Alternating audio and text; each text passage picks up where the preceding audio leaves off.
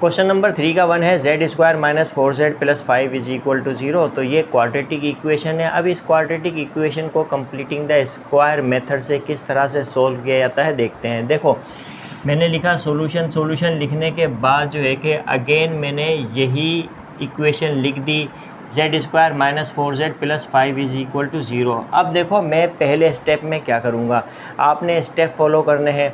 तो पहले स्टेप में मैं क्या करूँगा, ये जो कांस्टेंट है इस यहाँ पर इस इक्वेशन में 5 क्या है, कांस्टेंट है। इस कांस्टेंट को मैं राइट हैंड साइड पे लेकर जाऊँगा। तो यानी कि Z square minus 4z is equal to plus 5 को मैं राइट हैंड साइड पे लेकर जाऊँगा तो क्या हो जाएगा, -5। तो इस तरह से ये क्या हमने किया, पहला स्टेप किया, यानी कांस्टेंट टर्म को हमने क्या करना है, राइट हैंड साइड पर शिफ्ट कर देना है। अब दूसरा स्टेप हमने यहाँ पे क्या करना है, दूसरे स्टेप में जेड स्क्वायर के कोएफिशिएंट से पूरी इक्वेशन की हर टर्म को डिवाइड करना है। क्या कहा मैंने, दूसरे स्टेप में क्या करना है, जेड स्क्वायर के कोएफिशिएंट से इस पूरी इक्वेशन की हर टर्म को क्या करना है, डिवाइड करना है। अब देखो यहाँ पे जेड स्क्वायर का कोएफिशिएंट क्या है, 1 है। अब 1 से हर टर्म को डिवाइड करो तो रिजल्ट यही रहेगा। तो इसका मतलब है दूसरा स्टेप फॉलो करने की हमें ज़रूरत नहीं है। अब हम क्या करेंगे, तीसरा स्टेप। अब तीसरे स्टेप में हमने क्या करना है, तीसरे स्टेप में z का कोएफिशिएंट देखना है। अब z का जो कोएफिशिएंट है मैं क्या करूँगा, इसको मल्टीप्लाई करूँगा 1/2 से, और 1/2 से मल्टीप्लाई करने के बाद रिज़ल्ट का क्या करूँगा, मैं स्क्वायर कर दूँगा। देखो क्या करना है मुझे यहाँ पर कि ये जो z का कोएफिशिएंट 4 है इसको मैं मल्टीप्लाई करूँगा किससे, 1/2 से, किसको, इस 4 को। अब देखो यहाँ पर z का कोएफिशिएंट -4 है, तो आप -4 भी ले सकते हो यहाँ पर और +4 भी ले सकते हो, क्योंकि जब इन दोनों के प्रोडक्ट का आप स्क्वायर करोगे तो -4 लेने पर भी जो है कि रिज़ल्ट पॉजिटिव आएगा, +4 लेने पर भी रिज़ल्ट पॉजिटिव आएगा। तो आपने क्या करना है, 4 लेना है यहाँ पर। अब क्या करना है, इसको सोल्व कर लो, 2 1 ज़ा 2, 2 2 ज़ा 4, यानी ये 2 होल स्क्वायर हो जाएगा इस तरह से। अब 2 का स्क्वायर क्या होगा, मज़ीद सोल्व करो तो क्या होगा, ये 4 होगा। अब आपने करना क्या है, ये जो 4 है इस 4 को इस इक्वेशन में ऐड करना है बोथ साइड, यानी कि मैं क्या लिखूँगा, ऐड 4 ऑन बोथ साइड्स। तो दोनों तरफ जो है कि मैं क्या करूँगा, ऐड करूँगा, यानी कि मैं क्या कहता हूँ, अब देखो इसको मैं इक्वेशन नंबर, इसको चलो मैं कह देता हूँ दिस इज़ इक्वेशन नंबर 1, और इसको मैं इक्वेशन नंबर 2 कह देता हूँ, both side of equation number 2। ठीक है, तो क्या करूँगा, ये जो 4 है यानी 4 इस इक्वेशन नंबर 2 में दोनों साइड पर क्या कर दूँगा, मैं ऐड कर दूँगा। अब जेड स्क्वायर माइनस 4z, अब क्या है, ये 4 क्या करूँगा, ऐड करूँगा, मैंने कर दिया, इक्वल टू, अब यहाँ पे -5 है राइट हैंड साइड पर, तो -5 के साथ भी क्या कर दूँगा, मैं ऐड कर दूँगा इस 4 को। अब देखो 4 ऐड क्यों किया, इसलिए ऐड किया कि यहाँ पर हम देख सकते हैं कि जेड स्क्वायर माइनस 4z, ये स्क्वायर यहाँ पर कंप्लीट नहीं है। तो यहाँ पर स्क्वायर कंप्लीट करने के लिए हमने क्या किया, ये जो 4 है यहाँ ऐड कर दिया। ऐड करने से क्या हो गया, अब ये Z square minus 4z plus 4 हो गया। ऐसा करने से क्या हो गया, ये स्क्वायर कंप्लीट हो गया। अब देखो ये क्या है हमारे पास, z माइनस क्या है, z माइनस, और ये 4 का स्क्वायर रूट क्या होगा, 2 होगा, और ये होल स्क्वायर हो जाएगा। अब देखो हम फर्स्ट ईयर के लेवल के हिसाब से यहाँ पे पढ़ रहे हैं। अब यहाँ पे आप इसको स्टेप बाय स्टेप भी कर सकते हो। देखो मैं अगर ये Z square minus 4z plus 4, क्या मैं जेड स्क्वायर को z whole square minus 2 into Z into 2 plus 2 whole square, इस तरह से भी लिख सकता हूँ इसको। फिर ये किसके बराबर होगा, z माइनस 2 होल स्क्वायर के। तो मैंने क्या किया, इस स्टेप को छोड़ दिया क्योंकि ये बातें हमें बहुत अच्छी तरह से पता हैं। तो हम डायरेक्टली इसको z माइनस 2 होल स्क्वायर लिखेंगे, इक्वल टू, अब -5 और +4 क्या होता है, -1 होता है। यहाँ तक आपको समझ में आई होगी। अब जो है कि आपने क्या करना है, z की वैल्यू मालूम करनी है। हमने यहाँ पे क्या करना है, z की वैल्यू मालूम करनी है। तो कैसे z यहाँ पे जो है क्या आएगा, जब हम taking square root on both side, तो दोनों तरफ जब हम क्या करेंगे, स्क्वायर रूट लेंगे। अब जब दोनों तरफ स्क्वायर रूट लिया, देखो यहाँ पर अगर हमारे पास एक्स स्क्वायर छोटी क्लासेस से करते हुए आ रहे हैं, अगर X square is equal to 4 है तो taking square root on both side लोगे तो एक्स इज इक्वल टू किसके बराबर होगा, प्लस माइनस के 2 के बराबर होगा। इसी तरह से अगर X square is equal to 6 है तो X is equal to plus minus under root 6 हो जाएगा। तो ये काम हमें छोटी क्लासेस से डायरेक्ट आना चाहिए। तो यहाँ पर हम क्या कर रहे हैं, taking square root on both side, तो z माइनस 2 आ जाएगा is equal to plus minus under root minus 1 आएगा। अब हमें z की वैल्यू चाहिए तो -2 हम राइट साइड पर ट्रांसफ़र कर देंगे, यानी कि राइट साइड पर शिफ्ट कर देंगे। तो z is equal to -2 right side पर जाएगा तो +2 हो जाएगा, और ये प्लस माइनस अंडर रूट -1 हम जानते हैं, सिंस अंडर रूट -1 किसके इक्वल होता है, आयोटा के इक्वल होता है। तो अंडर रूट -1 की जगह हम क्या लिखेंगे, आयोटा। तो इस तरह से कंप्लीटिंग द स्क्वायर मेथड से इस क्वाड्रेटिक इक्वेशन को जब हमने सोल्व किया तो हमारे पास z की वैल्यू क्या आई, 2 प्लस माइनस आयोटा। तो यही हमें रिक्वायर्ड था और यही हमारा क्या है, आंसर है। तो इस तरह से हम सोल्व करते हैं क्वेश्चंस को। ओके, क्वेश्चन नंबर 3 का 2 है, Z square plus 12z plus 52 is equal to 0। तो अब इसे हम सोल्व करते हैं by completing the square method से। तो सॉल्यूशन लिखा, सॉल्यूशन लिखने के बाद हमने वही काम करना है। सबसे पहले तो इस इक्वेशन को हमने एज इट इज़ उतारा, Z square plus 12z plus 52 is equal to 0। इसे मैं इक्वेशन नंबर 1 कह देता हूँ।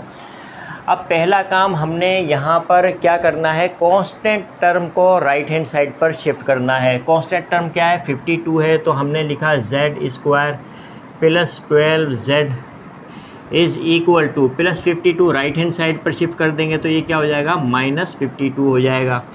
इस तरह से अब जो है कि हम इसको क्या कहते हैं, दिस इज़ इक्वेशन नंबर 2, इसे मैं इक्वेशन नंबर 2 कहता हूँ। अब देखो यहाँ पर हमने करना क्या है कि जेड स्क्वायर के कोएफिशिएंट से हर टर्म को डिवाइड करना है। इक्वेशन नंबर 2 में जितनी भी टर्म है सबको जेड स्क्वायर के कोएफिशिएंट से डिवाइड करना है। अब जेड स्क्वायर का कोएफिशिएंट तो 1 है, 1 से डिवाइड करोगे तो सेम रिजल्ट रहेगा, लिहाजा इस स्टेप को हम फॉलो नहीं करेंगे। अब हम देखेंगे यहाँ पर जेड के कोएफिशिएंट को।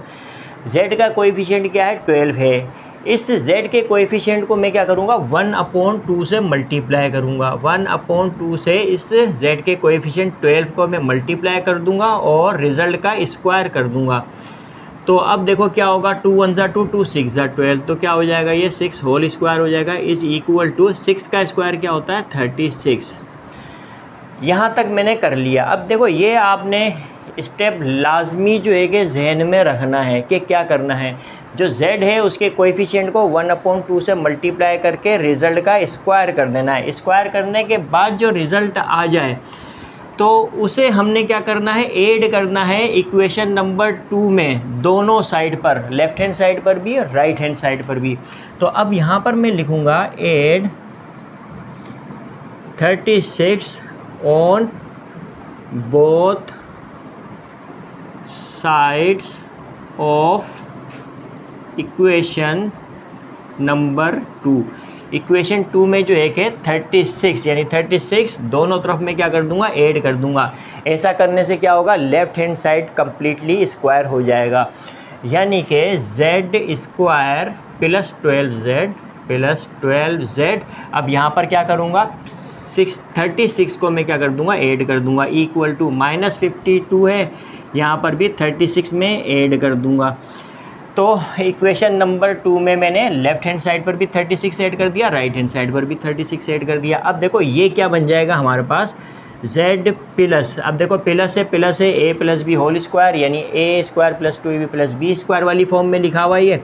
तो z प्लस 6 का स्क्वायर रूट 6, 36 का स्क्वायर रूट 6 होता है, तो ये क्या हो जाएगा, होल स्क्वायर हो जाएगा, इक्वल टू -52 प्लस 36। देखो 12 में से 6 माइनस किया तो क्या बचा, 6 बचेगा। यहाँ 4 बचा, 4 में से 3 माइनस किया तो क्या आया हमारे पास, 1 आया। बड़ा नंबर माइनस में तो माइनस का 16 आ जाएगा। तो अब यहाँ पर आपने क्या करना है, taking square root on both side. तो जब square root on both side जब हम लेंगे तो z प्लस 6 हो जाएगा is equal to plus minus under root -16 होगा ये। ओके, अब जो है कि यहाँ प्लस का 6 है, राइट हैंड साइड पे जाएगा तो -6 हो जाएगा। तो यहाँ पर क्या बच जाएगा, z। +6 को राइट हैंड साइड पे लेके जाएंगे तो ये -6 हो जाएगा, प्लस माइनस। अब ये जो √-16 है, √-16 है, इसको मैं 16 × -1 इस तरह से भी लिख सकता हूँ। 16 × -1, इसको चाहो तो आप ब्रैकेट में भी लिख सकते हो, कोई मसला नहीं है, लेकिन हम ब्रैकेट के बगैर भी लिखें यहाँ पे तो थोड़ा सा फासले पे लिखेंगे। ओके, तो यहाँ पर z is equal to -6 plus minus. अब हमें पता है कि स्क्वायर रूट ऑफ 16 का स्क्वायर रूट क्या होता है, 4 होता है, तो 4 लिखेंगे। और √-1 किसके बराबर होता है, आयोटा के। हमने अभी देखा कि √-1 किसके इक्वल होता है, आयोटा के इक्वल होता है। तो √-1 की जगह हम क्या लगाएंगे, आयोटा। तो इस तरह से हमारे पास z की वैल्यू क्या आई, -6 प्लस -4 आयोटा। तो लिहाजा ये आंसर है। तो इस तरह से हम कंप्लीटिंग द स्क्वायर मेथड के ज़रिए क्वाड्रेटिक इक्वेशन को सोल्व करते हैं।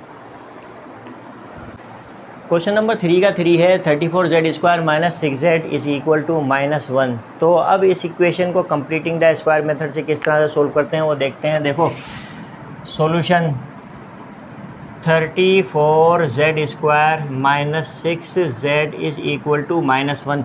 अब देखो पहला स्टेप जो हमने यहाँ पर करना होता है वो तो ऑलरेडी डन है यहाँ पर, यानी constant term already right hand side पर मौजूद है। तो पहला स्टेप तो इस इक्वेशन में हुआ है, तो इसको मैं इक्वेशन नंबर 1 बोल देता हूँ।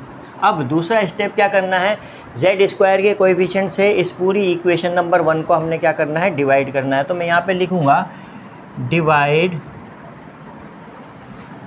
इक्वेशन नंबर 1 बाय 34 से डिवाइड करना, 34 यानी z² के कोएफिशिएंट्स है। तो अब यहाँ पर हम डायरेक्टली काम करेंगे।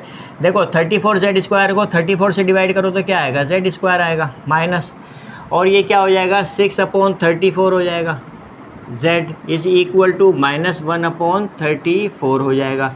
अब देखो यहाँ पर हम मज़ीद सिंप्लीफाई कर सकते हैं, यानी कि z² -2 3 ज़ा 6 हो जाएगा और 2 17 ज़ा 34 हो जाएगा, इज़ इक्वल टू -1/34 हो जाएगा। इसको मैं कहता हूँ दिस इज़ इक्वेशन नंबर 2।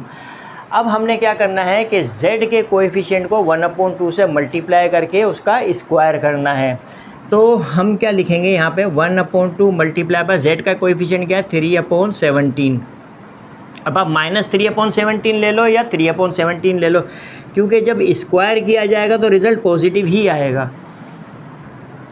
अब 3 1 ज़ा 3, 2 17 ज़ा 34, तो ये 3/34 हो जाएगा, और ये क्या कर देंगे हम स्क्वायर कर देंगे, इक्वल टू 3 का स्क्वायर क्या होगा 9, और 34 का स्क्वायर क्या होगा। देखो 34 का स्क्वायर हम बहुत स्पीडीली निकाल सकते हैं, यानी 34/34 क्या होगा 4 4 ज़ा 16, 1 4 3 ज़ा 12, 1 13 हो जाएगा, 3 4 ज़ा 12 हो जाएगा, 1 3 3 ज़ा 9, 1 10 हो जाएगा। तो इस तरह से ये 6 हो जाएगा, 3 2 5 हो जाएगा, 1 0 1 हो जाएगा, और ये 1 हो जाएगा, 1156 आ जाएगा।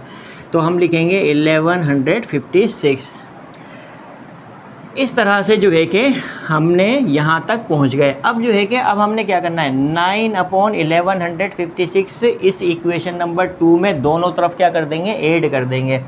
नाउ मैं यहाँ पे लिखूँगा add 9/1156 on both sides of equation number 2। तो इक्वेशन नंबर 2 में दोनों तरफ ऐड कर देंगे, यानी ये क्या हो जाएगा z² - 3/17z प्लस क्या कर देंगे, ऐड कर देंगे 9/1156 इक्वल टू यहाँ क्या है -1/34, -1/34। यहाँ पर भी हम क्या कर देंगे, ऐड कर देंगे 9/1156 इस तरह से। तो यहाँ आपको ये समझ में आई होगी। अब देखो ये क्या है, एक परफेक्ट स्क्वायर है, 9 एक परफेक्ट स्क्वायर, 1156 एक परफेक्ट स्क्वायर है। तो यहाँ पर जब 9/1156 ऐड किया तो ये कम्प्लीटली स्क्वायर हो गया, यहाँ से लेकर यहाँ तक कम्प्लीटली स्क्वायर हो गया। तो इसका स्क्वायर रूट भी होगा, लाजमी बात है। स्क्वायर रूट क्या होगा, z - 3/34। 9 का स्क्वायर रूट 3, 1156 का स्क्वायर रूट क्या है 34 है। तो क्या लिखेंगे z minus 3/34 whole square is equal to, अब यहाँ पर 34 और 1156, अब 1156 34 के टेबल में आता है, तो 34 और 1156 का एलसीएम क्या आएगा, 1156 आएगा। 34 को 34 से मल्टीप्लाई करूँगा तो 1156, 34 को -1 से मल्टीप्लाई करूँगा तो -34 हो जाएगा, प्लस 1156 से डिवाइड होगा तो 1 बचेगा, 1 को 9 से मल्टीप्लाई करेंगे तो 9 हो जाएगा। तो इस तरह से अब इसको हम जो है कि इधर सोल्व कर लेते हैं। अब देखो ये क्या है, 3 minus z minus 3/34 whole square होगा इक्वल टू, अब -34 प्लस 9, 14 में से 9 माइनस किया तो क्या आया, 5 आया, यहाँ 2 बचा, ठीक है, तो 2 लिखेंगे और ये माइनस की साइन आ जाएगी, माइनस का 34 बड़ा है, तो -25 और ये क्या हो जाएगा 1156 हो जाएगा इस तरह से। अब हम taking square root on both side लेंगे, दोनों तरफ स्क्वायर रूट ले लेंगे, तो ये क्या हो जाएगा z माइनस 3/34 इक्वल टू, और ये क्या होगा प्लस माइनस अंडर रूट -25/1156 -25/1156। तो अब z हमें चाहिए, z की वैल्यू, इक्वेशन को सोल्व करने का मतलब क्या है, वेरिएबल की वैल्यू को मालूम करना। तो हमें यहाँ पे वेरिएबल क्या है, z, इसकी वैल्यू मालूम करनी है, तो z को यहीं छोड़ देंगे, -3/34 को हम राइट हैंड साइड पे लेकर जाएंगे, तो ये +3/34 हो जाएगा, प्लस माइनस, अब ये जो हमारे पास अंडर रूट -25 है, तो क्या मैं इसको 25 इंटू -1 लिख सकता हूँ, बिल्कुल लिख सकते हैं, और ये 1156 इस तरह से लिखा। ओके, तो यहाँ पर z is equal to 3/34 plus minus, अब देखो 25 एक परफेक्ट स्क्वायर होता है, इसका स्क्वायर रूट 5 हो गया, 1156 भी एक परफेक्ट स्क्वायर है, इसका स्क्वायर रूट क्या है 34, तो ये क्या आ जाएगा नीचे 34 हो जाएगा। और यहाँ पर अंडर रूट -1 हमें जानते हैं किसके बराबर होता है, आयोटा के बराबर होता है। तो इस तरह से जब हमने कंप्लीटिंग द स्क्वायर मेथड से इस इक्वेशन को सोल्व किया, तो हमारे पास z की वैल्यू क्या है 3/34 प्लस माइनस 5 आयोटा/34, तो ये क्या है आंसर है। तो इस तरह से ये जो हमने निकाली है ये z की वैल्यू है, और याद रखना यहाँ पर z क्या है, एक कॉम्प्लेक्स नंबर है, तो अब z की वैल्यू जो है कि a प्लस आयोटा b वाली फॉर्म में होनी चाहिए, और ये क्या है a प्लस आयोटा b वाली फॉर्म में है, लिहाजा z की यही वैल्यू होगी और यही आंसर है। अब क्वेश्चन नंबर 3 का 4 है, z² minus 6z plus 34 is equal to 0। तो इस क्वाड्रेटिक इक्वेशन को हम कंप्लीटिंग द स्क्वायर मेथड से सोल्व करेंगे। अब तक आप अच्छी तरह से समझ चुके हो कि क्वाड्रेटिक इक्वेशन को कंप्लीटिंग द स्क्वायर मेथड से किस तरह से सोल्व किया जाता है। तो देखो अब ये इक्वेशन है हमारे पास, मैं लिखूँगा सॉल्यूशन लिखने के बाद अगेन मैं यही इक्वेशन कॉपी एंड पेस्ट कर दूँगा, 6z plus 34 is equal to 0। Okay, तो ये हमारे पास जो है कि वो क्वाड्रेटिक इक्वेशन है, कंप्लीटिंग द स्क्वायर मेथड से इसको सोल्व करना है। तो देखो ये क्या है, हमारे पास 34 कांस्टेंट है। अब इस कांस्टेंट को मैं क्या करूँगा, राइट हैंड साइड पे शिफ्ट कर दूँगा। अब तक हमें ये बात बहुत अच्छी तरह से समझ में आ चुकी है। तो z² minus 6z plus 34 right hand side पे ये लेकर जाऊँगा तो क्या हो जाएगा, ये -34 हो जाएगा। ओके, अब जो है कि दूसरा काम हम क्या करेंगे, z² के कोएफिशिएंट से पूरी इक्वेशन के हर टर्म को हम क्या करेंगे, डिवाइड करेंगे। अब z² का कोएफिशिएंट तो 1 है, लिहाजा हमें दूसरा स्टेप फॉलो नहीं करना। तो हमें अब करना क्या है, हमें करना ये है कि अब तीसरे स्टेप में क्या था कि z का जो कोएफिशिएंट है, z का कोएफिशिएंट क्या है 6, इसको मैं 1/2 से मल्टीप्लाई करूँगा, या 1/2 को इस z के कोएफिशिएंट से मल्टीप्लाई करूँगा। तो मैं यहाँ लिखूँगा 1/2 मल्टीप्लाई 6।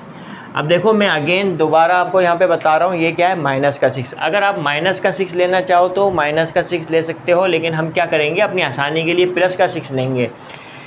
क्यों लेंगे, इस वजह से क्योंकि हमें जो है कि इसका क्या करना है, स्क्वायर करना है, यानी कि z के कोएफिशिएंट को 1/2 से मल्टीप्लाई करके उसका क्या करना है, यानी इसका जो रिज़ल्ट आएगा, इसका जो प्रोडक्ट होगा उसका हमने स्क्वायर करना है। अगर माइनस की साइन के साथ भी अगर 6 ले लेते हैं स्क्वायर करने के बाद रिज़ल्ट पॉजिटिव ही रहेगा, तो हम क्या करेंगे यहाँ पे 6 ही ले लेंगे। तो अब जो है कि आपने क्या करना है, इसका प्रोडक्ट लेकर स्क्वायर करना है। 2 1 ज़ा 2, 2 3 ज़ा 6, तो ये क्या हो जाएगा 3 का स्क्वायर हो जाएगा इक्वल टू।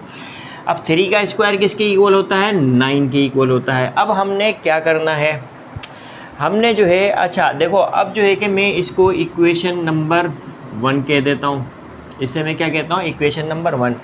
अब ये जो 9 है मैं इक्वेशन नंबर 1 में ऐड कर देता हूँ ताकि लेफ़्ट हैंड साइड पर स्क्वायर कंप्लीट हो जाए। देखो यहाँ पर स्क्वायर कंप्लीट नहीं है, तो मैं 9 को दोनों तरफ ऐड करूँगा इक्वेशन नंबर 1 में, लेफ़्ट हैंड साइड पर भी राइट हैंड साइड पर भी। तो लेफ़्ट हैंड साइड पर जो है स्क्वायर कंप्लीट हो जाएगा, यानी कि जेड स्क्वायर मैं पहले लिखूँगा यहाँ पर statement, add 9 on both sides of equation number 2, sorry equation number 1। एक ही इक्वेशन दी हुई है, देखो इसको मैं इक्वेशन नंबर 1 कह देता हूँ, चलो इसको मैं इक्वेशन नंबर 1 कह देता हूँ, इसको मैं इक्वेशन नंबर 2 कहूँगा। तो इक्वेशन नंबर 2 में क्या करते हैं, हम ऐड कर देते हैं इस 9 को, यानी 9 को। तो क्या है हमारे पास, जेड स्क्वायर माइनस 6z।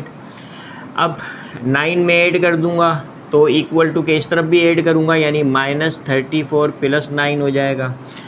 तो देखो कंप्लीटिंग द स्क्वायर मेथड से जितना आसानी से पॉसिबल हुआ मैंने उसी तरह से आपको जो है कि सोल्व करवाने की कोशिश की है।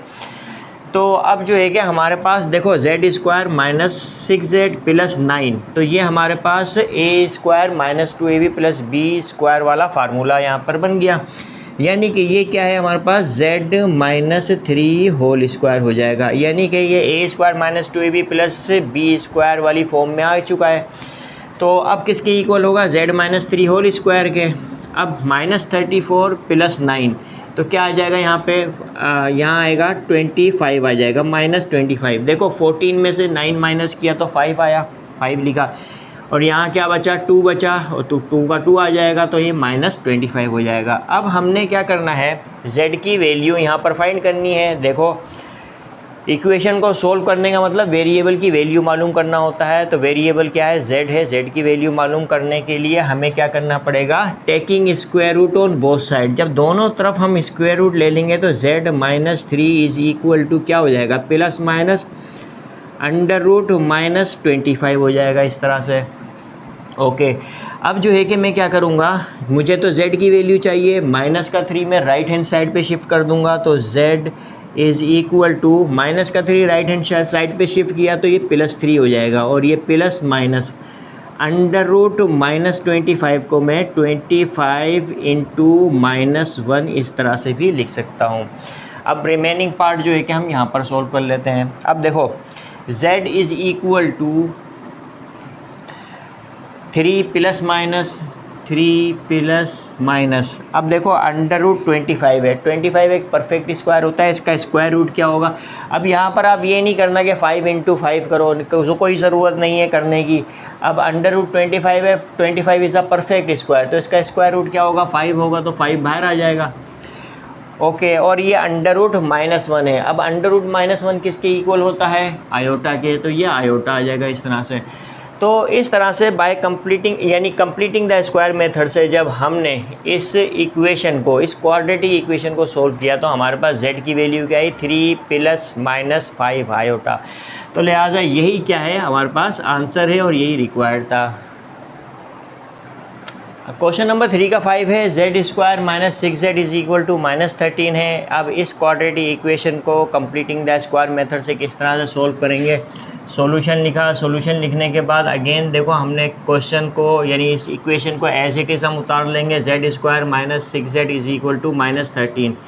अब यहाँ पे आप देख सकते हो कि constant term already right hand side पे लिखी हुई है। अब constant term right hand side पर अगर लिखी हुई है तो इसका मतलब है फर्स्ट स्टेप को तो हमें फॉलो करना ही नहीं है।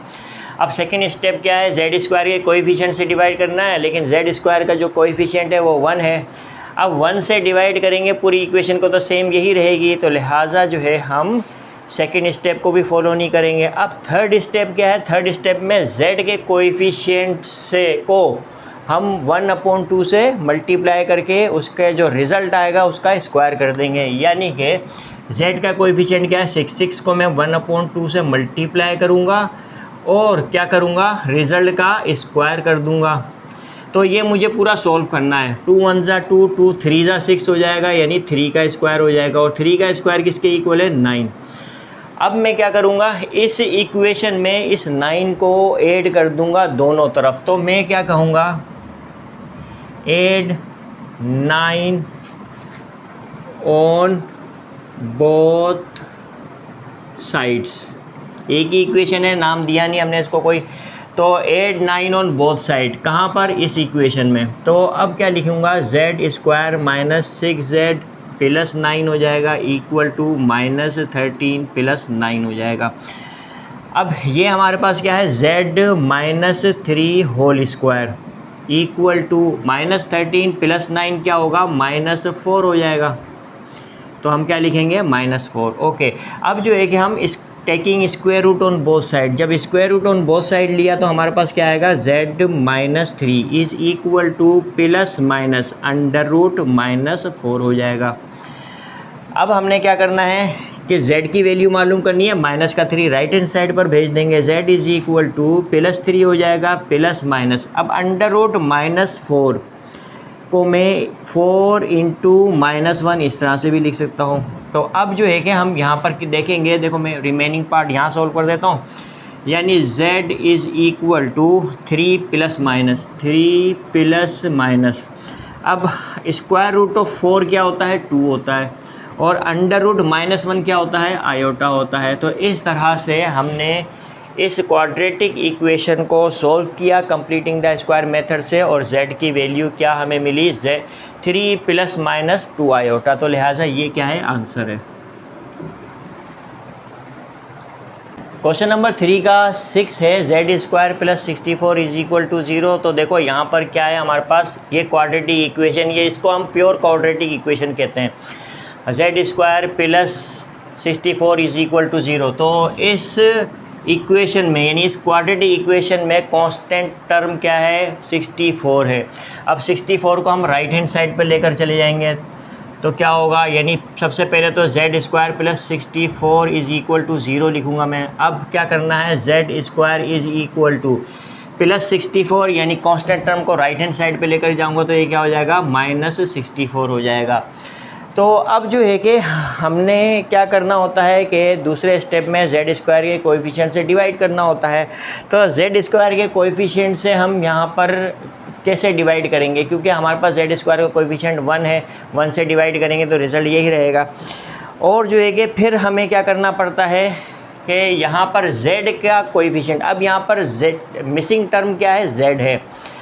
तो जब z है ही नहीं यहाँ पर, तो हम कंप्लीटिंग द स्क्वायर कैसे करें, क्योंकि 1/2 से हम किसको मल्टीप्लाई करें। तो अब यहाँ पर देख सकते हैं कि हमें हमारा जो बेसिक काम करने वाला होता है वो क्या होता है, स्क्वायर को कंप्लीट करना, यानी लेफ़्ट हैंड साइड पर स्क्वायर को कंप्लीट करना। अब देखो लेफ़्ट हैंड साइड पे ऑलरेडी स्क्वायर कंप्लीट है, z² कंप्लीट है, तो हमें यहाँ पर स्क्वायर कंप्लीट करने की नौबत ही नहीं आई कि क्यों हम जो है कि यहाँ पर अपना वक्त ज़ाया करें लेफ़्ट हैंड साइड पर स्क्वायर कंप्लीट करने की। ऑलरेडी लेफ़्ट हैंड साइड पर स्क्वायर कंप्लीट है, तो बस यहाँ से हम सीधी जो है कि z की वैल्यू फाइंड कर लेते हैं।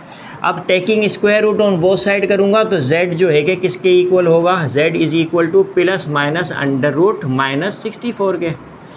ओके, तो z is equal to plus minus, अब √-64 को मैं 64 × -1 इस तरह से भी लिख सकता हूँ। तो z is equal to plus minus, अब 64 का स्क्वायर रूट क्या होगा, 8 होगा, और √-1 किसके बराबर होता है, आयोटा के बराबर होता है। लिहाजा जो है कि इस तरह की क्वाड्रेटिक इक्वेशन को जब हमने सॉल्व किया तो हमारे पास z की वैल्यू क्या आई, ±8 आयोटा। तो ये आंसर है। तो मैं उम्मीद करता हूँ कि आपको एक्सरसाइज 3.1 का क्वेश्चन नंबर 3 में जो क्वाड्रेटिक इक्वेशन मिली थी वो कंप्लीटिंग द स्क्वायर मेथड से सॉल्व करना आई होंगी, समझ में आया होगा आपको। 6 क्वेश्चंस जो है कि हमने सॉल्व किए क्वेश्चन नंबर 3 में, और जो है कि हमने इक्वेशंस भी देखी कि किस तरह से स्टैंडर्ड फॉर्म में जो इक्वेशन होती है उसको हम कंप्लीटिंग द स्क्वायर मेथड से किस तरह से सॉल्व करते हैं। तो मुझे पूरी उम्मीद है कि ये आपको समझ में आई होगी।